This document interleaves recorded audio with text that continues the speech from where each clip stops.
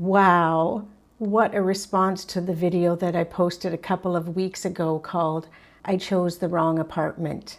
I truly did not expect the wave, no, the tsunami of comments, opinions, experiences, suggestions that just poured in. That video struck a nerve, and not just for me. Today's video is in response to that overwhelming reaction. I'd like to address some of the questions, comments, topics, and share what I learned from your heartfelt feedback as you watched the video. Hi, I'm Susan, and welcome to the channel. After taking some time to read through the hundreds of comments, even the ones about my talking too slowly, the ones about my coffee being too watered down, the ones about my eyes being too squinty and what was wrong with them. I assure you there's nothing wrong with my eyes. That's just the way that they are. What truly stood out is how so many of you are living in conditions that are deeply challenging, and how much we all just want one simple thing: a peaceful place to call home. Divided opinions on apartment living. I honestly had no idea how strongly divided people are on apartment and rental living. The comments were passionate and varied, from people who love the simplicity and freedom of it to others who couldn't imagine giving up a house under any circumstances.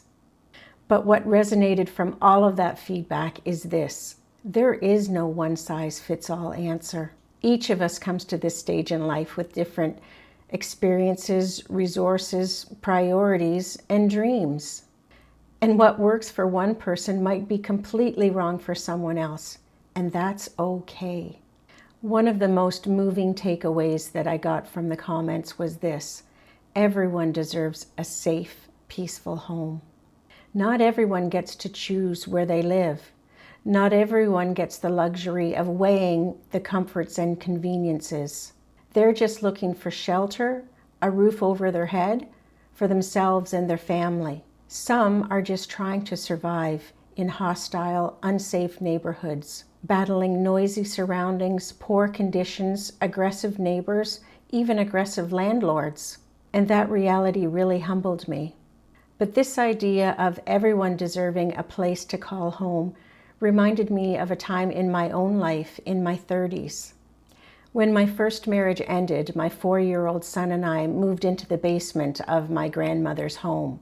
She lived away from the home most of the year and very graciously said that we could stay. My son and I left a large home that was newly built to live in a basement. We'll call it apartment, but it was a room and a bathroom in a part of town that was unfamiliar to me and didn't really feel safe.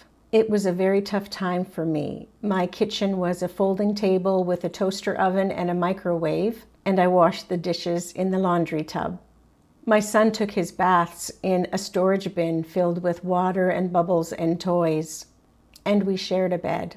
It was not ideal, but we were together, which was the most important thing. And we were safe, and we had a roof over our head. And I was so very grateful that she gave us the opportunity to land there. It gave me the time to save my money and regroup. And like so many of you shared, I just did what so many of you are trying and striving to do, is to provide the best life and home for your children. As moms, we do anything in our power to make our kids feel safe, comfortable, and happy. I tried to make it seem like an adventure for him, even if inside I was scared and depressed and had no idea where we were heading. I am not sharing this for sympathy. Please don't think that. I'm sharing this because I do know what it's like to just want a stable, safe home for you and your family. And I know what it feels like to wonder if that is ever going to happen. I do think of those days a lot. We got through them. We landed on our feet. But they were indeed very dark days for me. And I know that so many people experience challenges like that and much, much worse. Some people choose apartment living. One surprising thing from the comments was how many people felt so strongly that actually choosing to live in an apartment and selling your home was not only a step back, but unthinkable. But as difficult as it may be to believe, for many people, apartment living is a thoughtful, empowering choice. It can mean freeing up retirement funds, downsizing to something more manageable, being closer to family, avoiding physical strain and stress, and embracing flexibility in retirement. There's strength in choosing what's best for you, and it doesn't have to suit anyone else's needs or look traditional to everyone else. You are allowed to change course and follow your own path.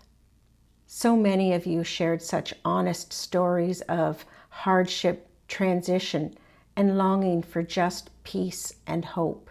Whether you're living with roommates, in a retirement community, in your childhood home, or in a rental that feels nothing like where you should be, the common thread was hope. We all just want a little comfort, a little beauty, a little breathing room, just a little place to call our own. The desire to feel safe, to be able to rest with peace, to greet each day with some sense of security. That's not asking too much. That's what a home should provide us with. And here's something that I feel really strongly about. It's not the size of your home that determines your happiness. Not the square footage, not the upgrades, not the resale value. We can live in a big, beautiful house and still feel lonely, unsettled, empty. We can have a walk-in closet and a chef's kitchen and still not feel at peace. And on the flip side, we can live in a small, simple space and it be filled with warmth and joy and happiness. No one knows what goes on behind closed doors. Just because something looks ideal from the outside, that is no indicator that there's actually peace within those walls. Trust me, of this I know.